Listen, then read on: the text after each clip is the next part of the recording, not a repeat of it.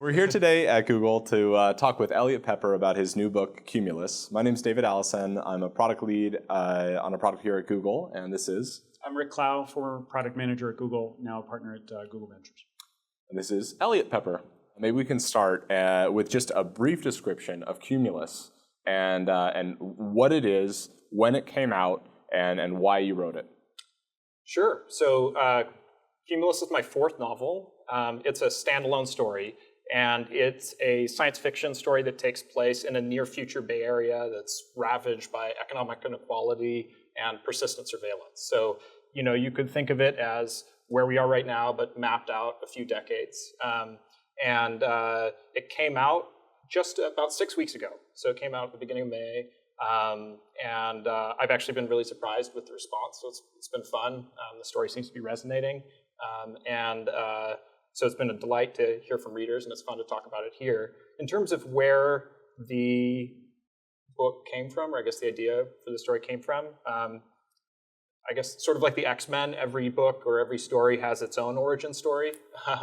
And this one was really, I moved back to Oakland 2.5 years ago after spending a long time elsewhere. So I was living in Southern California and in East Asia and Taiwan.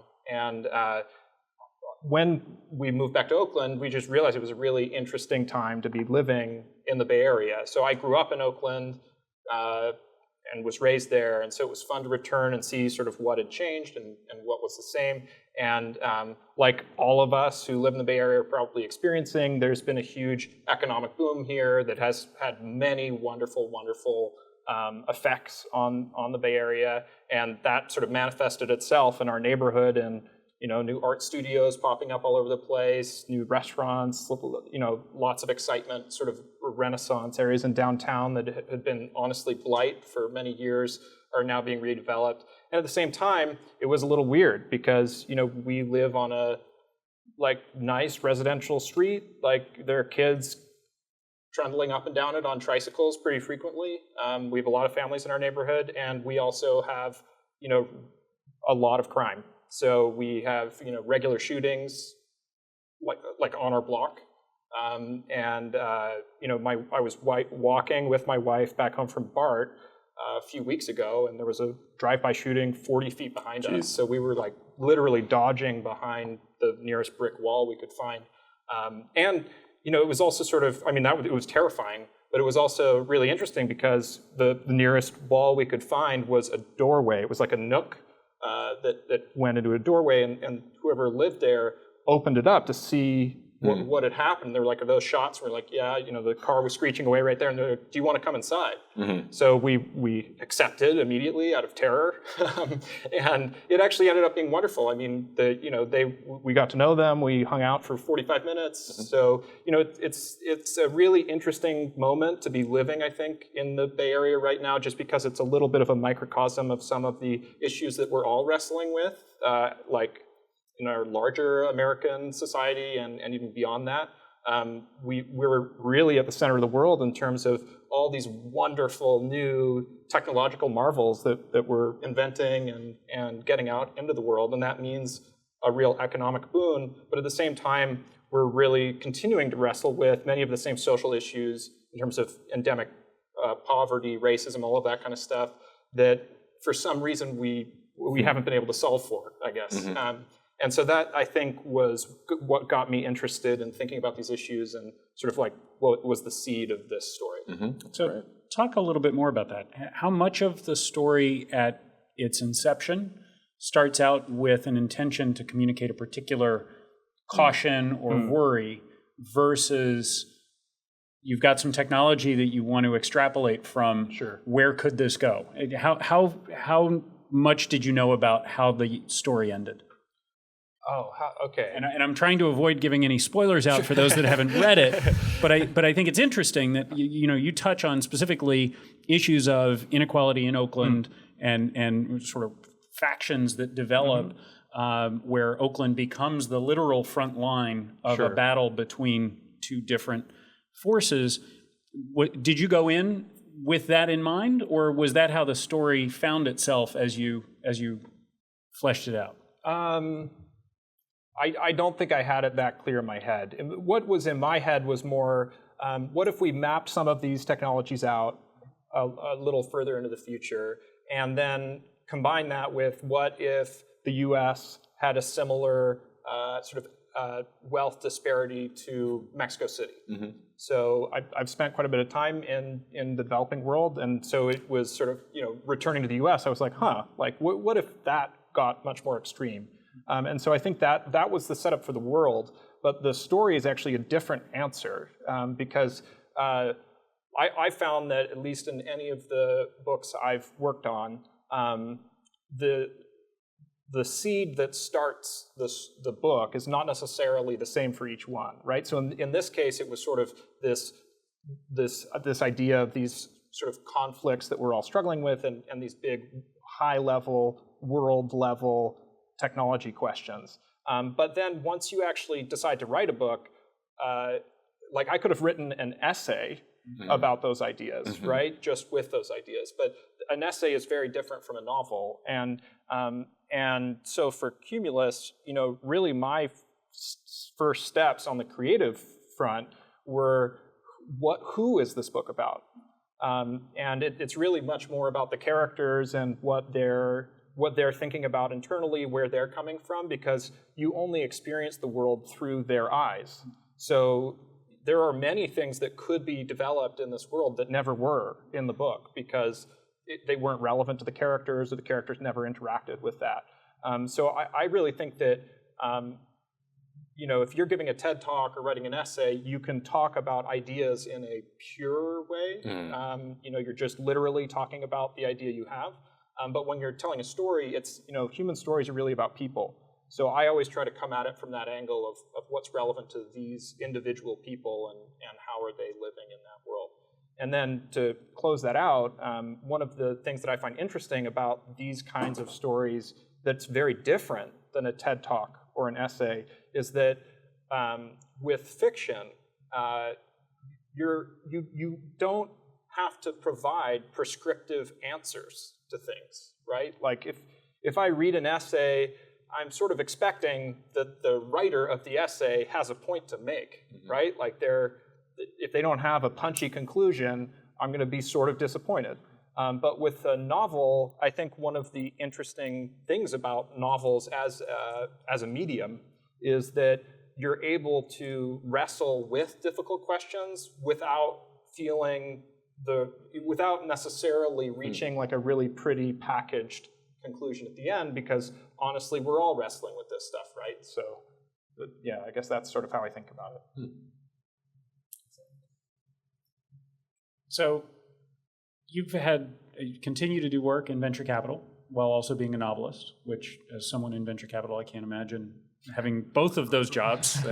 But I do see one of the interesting intersections being that you're frequently going to come into contact with ideas, new technology, companies very early in their trajectory.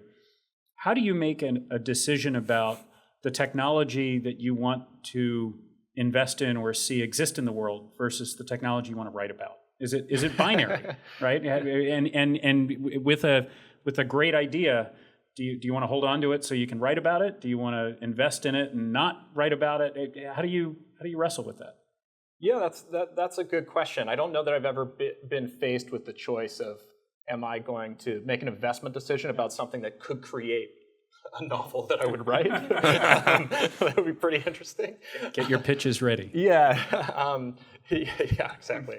I think that there's a lot of similarities on how I approach thinking about both kinds of work, though. When you're an entrepreneur or when you're a writer, typically, this is more common for entrepreneurs. Often entrepreneurs are motivated by solving a problem that they experience, or at least that they see in the world, right? So,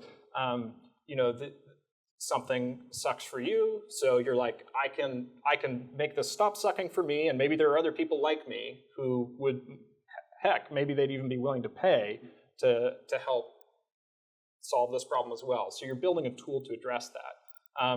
And so that's really important. I think that's where many of our greatest companies come from, right? Like they come from this very almost intimate moment of figuring out that there's something in your life that is frustrating you and then figuring out how to address it. What's interesting about looking at a lot of entrepreneurs working on different problems is trying to see how they fit into the bigger picture, right? And that, I think, has a lot in common with writing science fiction specifically, because when you're thinking about making an investment decision in a startup that is highly, I mean, by definition, really speculative, right? You're not going to have years of company financials to look at. Like, it's very much, at least if it's an early stage company, a lot of it is about what is the future you're trying to build and how does that fit into how we already understand the world.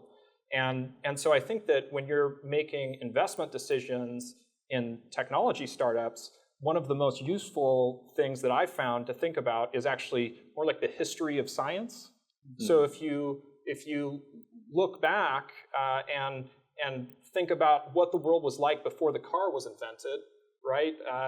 It was a huge problem. In New York City, you had the biggest social problem in the US was manure, right? Because horses were how you got around and they pooped everywhere.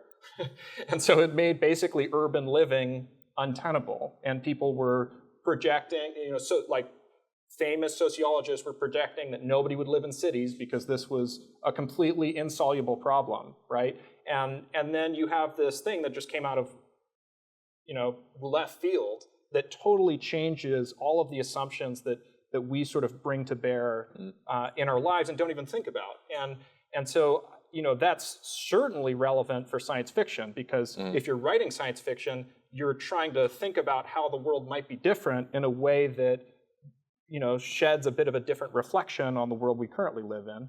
And if you're making investment decisions in new technologies, I mean, that's where those big changes come from. And so really being able to, I feel like being a good science fiction writer and, perhaps you'd know better than me, but making good startup investments, a lot of it is about actually reducing the levels of assumptions that you bring to the world, right? Like actually trying to approach things almost as if it's for the first time. And I also think that that's part of what science fiction brings to readers. So I love reading science fiction, in part because when I come back to my normal life and I look at the things I'm dealing with, I do it with a new perspective, right? It's put my brain into a different pair of pants. And now when I'm back, I can be like, oh, okay, like maybe I shouldn't make that assumption that I've always made. And I think that is really relevant for anybody doing venture investing, because those are the opportunities you're trying to seek out. So without giving too much away, in Cumulus, some of those ideas are actually explored, right? You have this notion of a fleet, autonomous vehicle service, and you have a few other things in there that maybe bend the lines a little bit in terms of privacy and that kind of thing. And I'm curious to talk with you a little bit about your perspective on what are the major changes that you see coming, say, in the next 5 or 10 or 15 years? So I think most people are pretty bad at predicting the future. Sure. So I always think about it more as how can you think differently about the present, right? And I guess so. Some of the things that went into Cumulus were that we often, when we look at the internet, we think about the individual components of it, right? So here we might be thinking about Google and YouTube, right? Or Spotify, or now Microsoft LinkedIn, or whatever you want to talk about, right? There are all of these different, essentially, brands that we associate with sections of the internet. But what I think is really interesting is that that kind of thinking makes a lot of sense when you're not networked. Right? So like if you have a desktop PC that has no network connection and you're using Microsoft, then really it's okay to think about Microsoft as sort of the brains in that computer.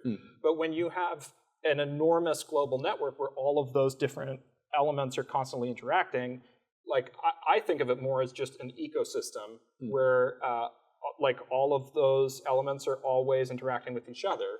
And just like in economics, where you might have microeconomics, which is like the study of individual behavior, individual economic behavior, but then you have macroeconomics where you're trying to think about, okay, like if we take a step back and look at all of an entire economic system, maybe there are different rules that larger system operates by that's different than when you're thinking about it at a micro level. I think the same is true for the internet. We now have this massive connected piece of technology that goes, everywhere from the hardware that it's running on all the way up to like consumer apps, basically. And when you're thinking about the larger rules that govern that ecosystem, I mean, it just doesn't make sense to me that we have like Mark Andreessen's quote, software's eating the world, right? Like it doesn't really make sense to me why that won't be true. So if we assume that software does eat the world, that's going to have a lot of implications, and that's really what the story explores. Cool. One of the interesting implications of the themes you explore, particularly in Cumulus, is the degree to which most of the power is held by corporations. And the state tends not to have a lot to say or do, right? At one point, even the mayor is calling in the CEO of a company for help. Right. And it's been interesting. Recent science fiction, there seems to be a divide. You've got some authors who see Snowden's revelations and sort of the all-powerful state that is exploring and exploiting these technologies to surveil and build massive infrastructure around that. And then others who are seeing declining power in the state and increasing power in private corporations. I know the direction you went in Cumulus. Is that consistent with where you see things heading? Where is the balance between state and private power with technology as the accelerator? Sure. Yeah, that's a good question. So I guess on the surveillance front, I mean, anything that is software is very easily surveilled because you can see it's easy to track activity, and it's much harder to do that in the physical world, which is why before we had the technologies we do today, the federal government wasn't actually like having a shadow of each of us writing down like every letter we wrote, or I mean, it just was not practical. But the minute that something becomes easier to do, it also becomes harder not to do, right? Like if you're the one running that system. And then, with the sort of private sector versus public sector divide, I do think we're at this really funny moment when you read the newspaper, right? On the one hand, you have like our federal government getting hacked, it seems like almost constantly, right? And losing reams of data that are really sensitive. And on the other hand, you also have this narrative of like the NSA being our big brother and being so sophisticated that like none of us we can't get out of it. And I think that both are true, right? Like I think one of the difficulties of talking about something the size of a government is that it's made up of people, right? Just like Google is made up of people. And those people have very different incentives and motivations from each other, let alone from the public. And so I actually think the sort of inherent contradiction in that is more interesting for storytelling than like having a really clear resolution to it.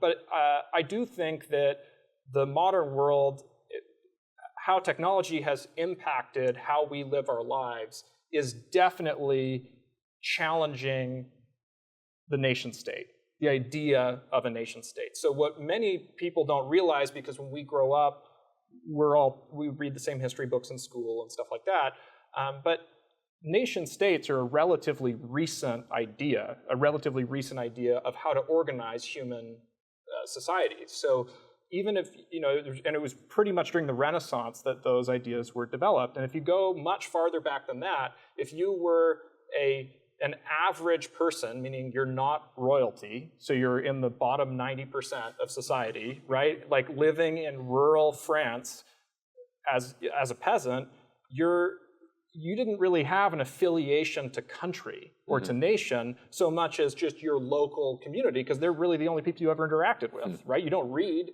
like you're a member of your village, but like, and you have a king that you have to pay taxes to, but that's the extent of your social contract. It's not a lot deeper than that. And if the Italian king took over your area, you're paying taxes to them, and they're going to probably force your children into military service if they want to.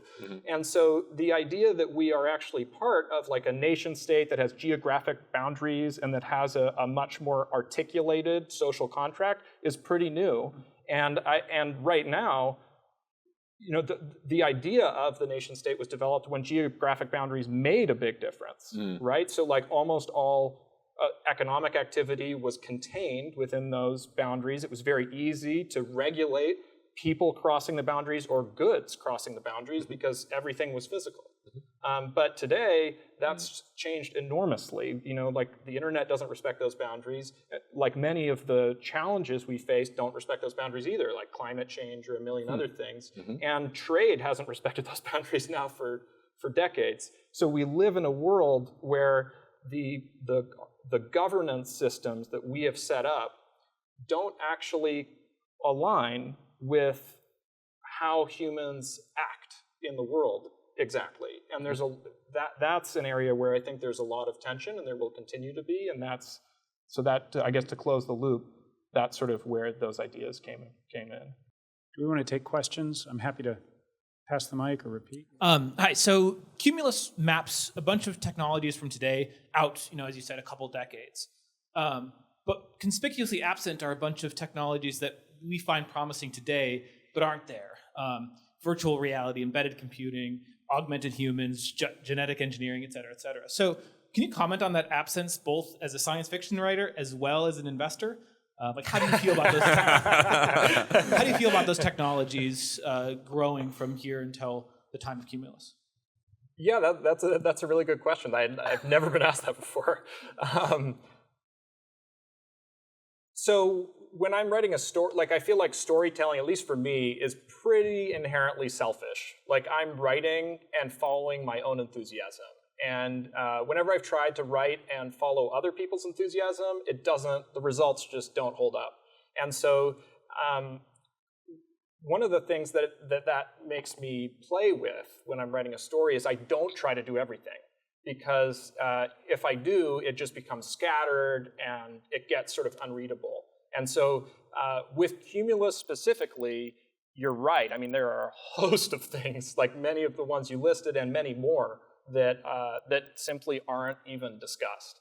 And that wasn't because I intentionally had a list going of like, I'm going to use this and not this, and this and not this. It was just that I went with where the story was taking me. In terms of expectations about where the world might go, I think that many of the things you mentioned are very interesting. And like, if you want to read good science fiction about them, I highly recommend Ready Player One by Ernest Cline for virtual reality. I mean, there are human augmentation. Ramez Nam has a wonderful trilogy called the Nexus Trilogy that really dives deep on that one. And pretty much if you took any of the list you just described, you could probably find a good set of science fiction that wrestles with those questions. And mine don't, so I don't know how I can answer it. So we've heard a lot about the ideas that motivate you as a writer. That's super interesting, I think, to a lot of us here at Google. I'm also curious, just to hear from you personally, you're obviously involved in a lot of non-writing things. Why do you write, and how did you get started?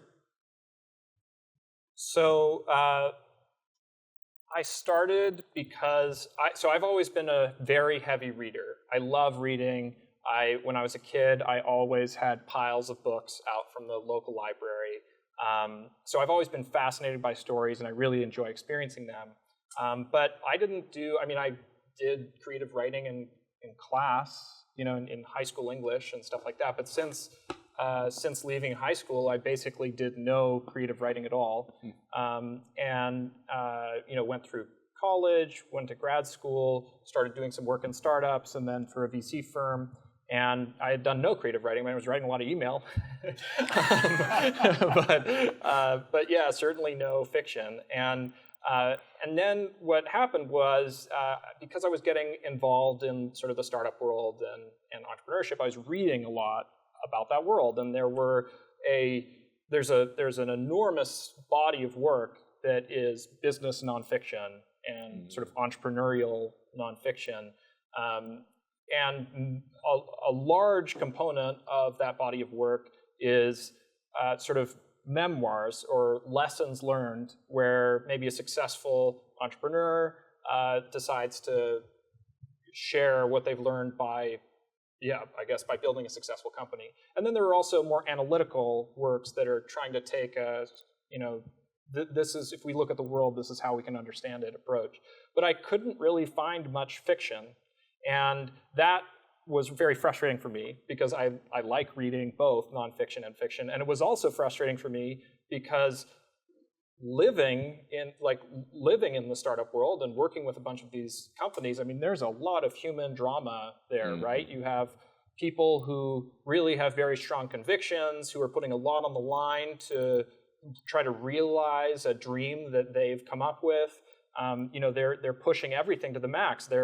Usually their bank accounts, their personal relationships and everything else. You have fortunes won and lost. You have all of this stuff, which to me seemed like a great canvas for adventure. But really, I could only find these business books to read. So my thought was, well, if I want to read the book that doesn't exist, maybe I'll try writing it. And that's how I literally opened up a Microsoft Word document and just started typing, and that was how I started writing the first book. Now it's sort of different because I've really enjoyed the creative process of those first books so much. I look at storytelling a little differently, but that's how the first one got started. And now he uses Google Docs. Yeah. There we go. Sponsored content. I don't know if we have other questions from the room. I had one follow-up to that, actually. I'm curious, so with TV shows like Startup U, that focuses on Draper's program and also things in the news, like for example the Theranos story, right? In some sense, it seems to be that nothing you could possibly write would seem stranger than those stories, right?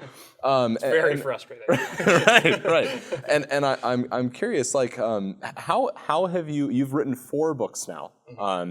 How have you learned to basically adapt or tune the storylines? Because they come across to me, having read all of them, they come across to me as actually quite believable. Like it's everything fits together. It's vaguely plausible, and you go, okay, like I see it, right? Sure. Whereas when I read about Elizabeth Holmes' story and I read about Theranos, I was like, that's impossible. I can't possibly believe that actually happened, right? And I'm curious to see, like, basically, how have you developed a sort of mechanism for tuning the story?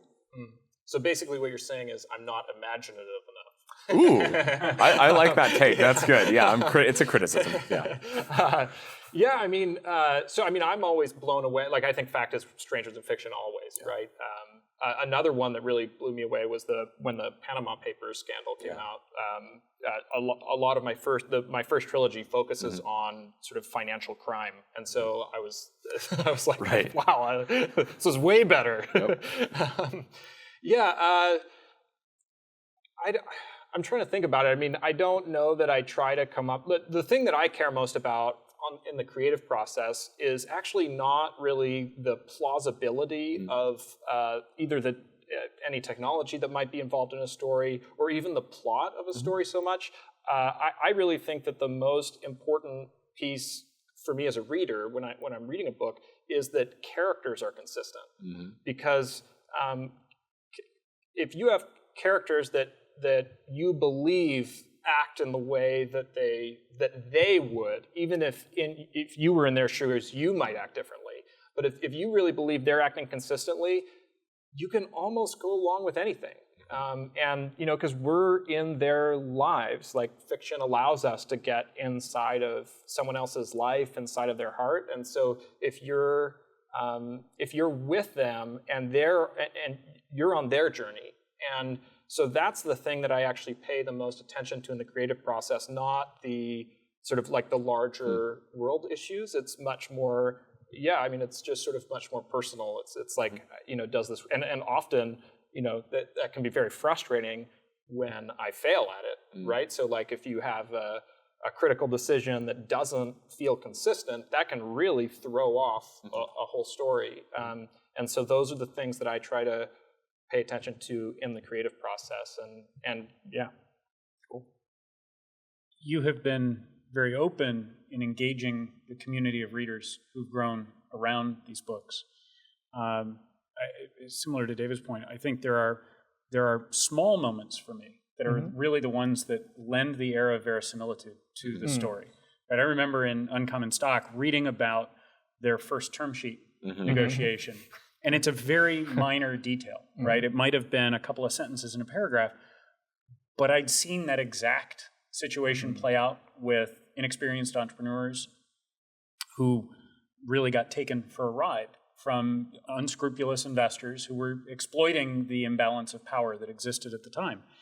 And hearing you almost as a throwaway, it made it very easy for me to live in that world and believe that you knew what you were talking about. What other pieces of feedback have you heard from your readers that surprised you or informed future writing that you've done?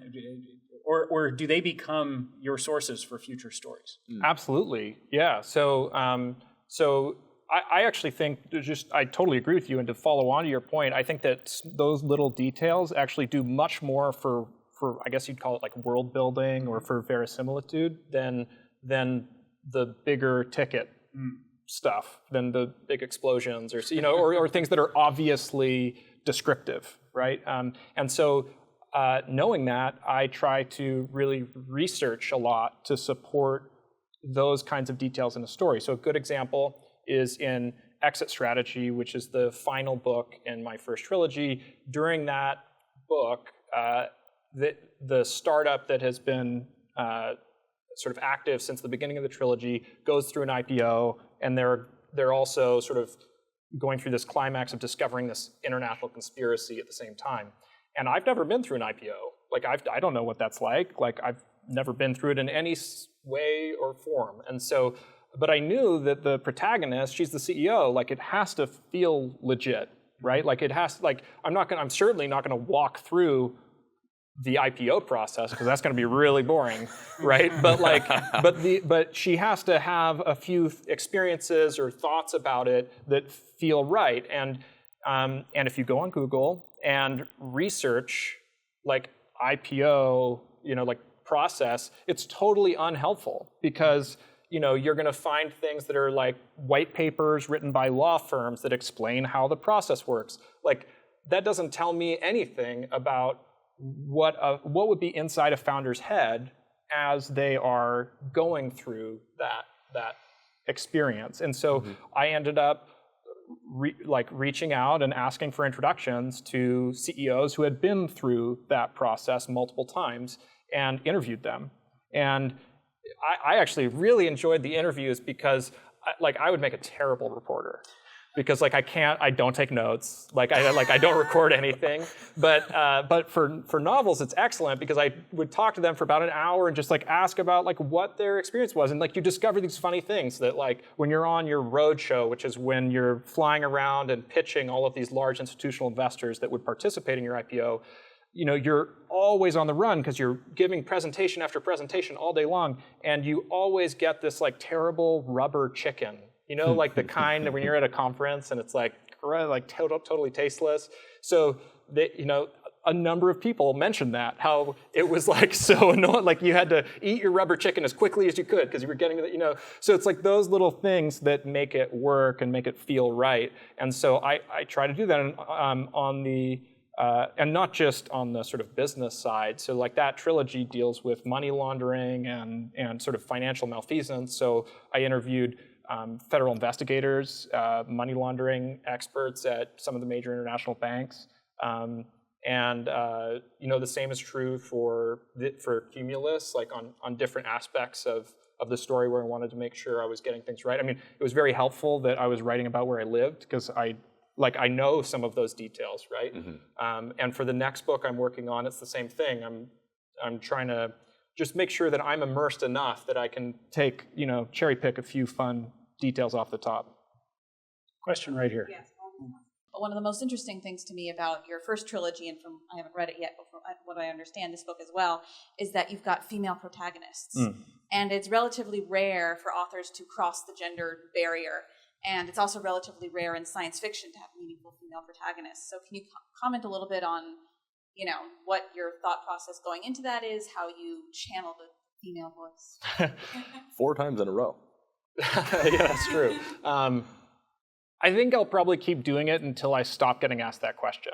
Because I think it's sort of I think it's sort of interesting that we have, not only that there's a gender divide in terms of creators and their fictional characters, right? And there are certainly a lot more female authors who write male characters or protagonists than there are male authors who write female protagonists. But honestly, I think there's sort of a dearth of female protagonists in general in a lot.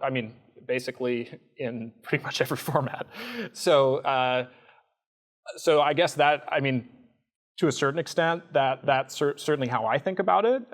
But it's sort of funny because I don't do much to channel any voice, and I think that may be doing a disservice to to someone. But I just try to write all my characters as people, and I don't really think about their gender or racial background or anything else. And I think to a certain extent that may actually not be super helpful because it's hard to obviously our circumstances influence how we experience the world and how other people react to us and stuff like that. But when I'm writing a story, I'm really just sort of thinking about, I'm basically imagining myself in your shoes, right?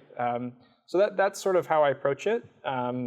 And I'm very happy to have a bunch of female protagonists, but really it was what are the characters I'm excited to write about and thinking about their history and their background. And it came more out of that than out, I wish I could say I had a big point to make and that I was trying to advance a social goal by doing so. But really it's because it's fun and because I really got into thinking about those characters and imagining who they were as people and where that would go. So the week that Cumulus came out, you got a phone call from William Gibson? Yeah. Tell me about that. You hear from the guy who coined the term cyberspace and who sort of invented this whole category of science fiction. What'd you talk about? Yeah, it was super weird. So for me, I was in a fanboy coma. So how many of you guys have read William Gibson, just so we know? Okay, so a decent amount. So for anybody who hasn't, he's a very, very well-known science fiction author, and yeah, he invented cyberpunk, which is the genre that this book sits in. So that was that blew my mind. But yeah, so what ended up happening was Cumulus came out on a Thursday. A website called Ars Technica reviewed it, and someone posted that review on Reddit. And I'm not a very heavy Reddit user, but it went viral. So yeah, it had 2,000 upvotes in on the first day. So it was on front. I'm now learning more Reddit vocabulary, so it was on front page. Yeah. So that was a big deal. But for me, experiencing it was very odd because I started getting texts from friends that were screenshots of their front page with my book on it. And they're like, "Oh my God!" And I'm like, "What does that mean?" But yeah, so that was weird. And I was eating breakfast, and I started getting emails just to my personal email account.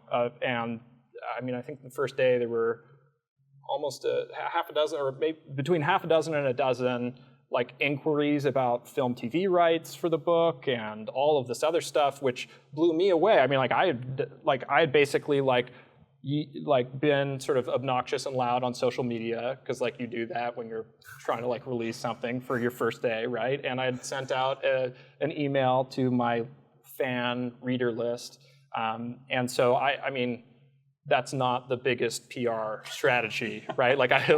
I'm an independent author. I don't have a PR firm. I don't have any of that. So, it's all been grassroots. So this was very weird and not something I was very accustomed to, but it was a lot of fun. And so 2 days later, I got a phone call from William Gibson, and we basically spent an hour talking about the book, and he was giving me writing advice, which I can now pass along to you.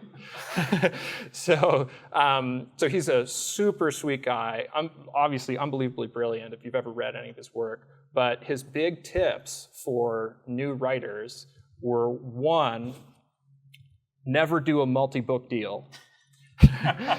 So this means when you're negotiating with so if you're selling your book to a publisher, many of them want you to sell them a series, right? So they'll say, we're going to give you a 7-book deal. We'll pay you one advance, 7 books, and then we'll do some fun calculus on the back end to make sure that we keep as much of it as we can, right? I mean, as they should. They're a business.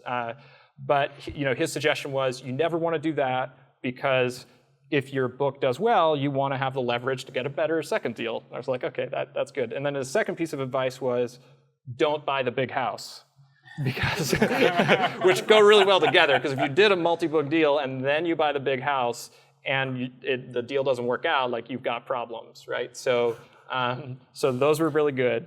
And then his third piece of advice was keep writing. He said that one of the things he's seen among his friends is that those that were successful writers over the long term,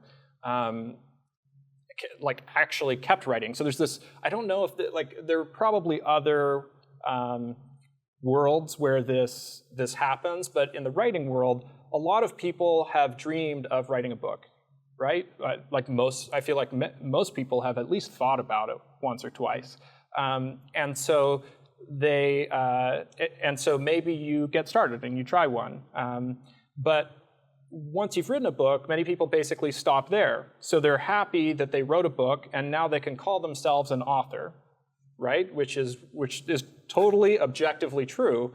But if you're trying to both be an author and be a commercially successful author, those are very different things. And if you want the latter, you need to do a lot of it, right? So you need to. I mean, writing is I try to think of it as a verb rather than as a noun, right? And that also means it's very democratic. If you want to be a writer, start writing, and you've already achieved your goal, right? I think that's actually one of the really cool pieces about it. Most of us have learned to write. But on the back end, you need to keep writing if you want to stay a writer.